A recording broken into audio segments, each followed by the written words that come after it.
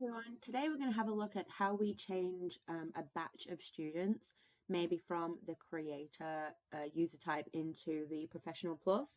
I've been getting a lot of questions recently about how we correct user roles or types, and so I thought I'd just do a quick tutorial on it. So if we go over to the organization tab,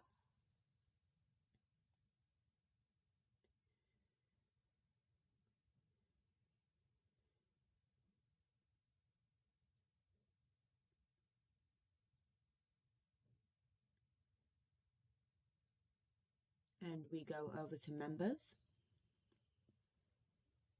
you can see here that I can see all 39 members that are currently in my account.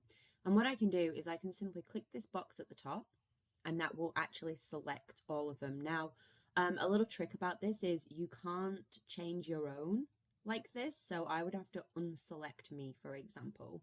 And if you have any others that you want to remain the same, so maybe this one, for example, I would like it to stay on advanced and administrator, I can actually uncheck all the ones that I don't want to change. But that way just makes it really easy to select them all. And then what I do is I actually go over here to this manage user types icon here. And from here, I can actually just select whichever one it is that I am interested in. Now, the recommended one from Esri Australia is Professional Plus. If you have Professional Plus available, please use this one. And so basically, I can just select the one that I want.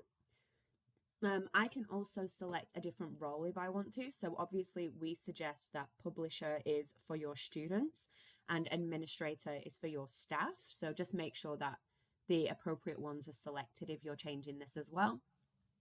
And you can go ahead and click whichever one is most relevant to you. Once you're happy with it, you just press the save button at the bottom and it will change all of them to what you want them to be. So all Professional Plus and all the publisher icons there. And that's basically, in a nutshell, how you can quickly update all of your school's user types or roles without having to do them one at a time.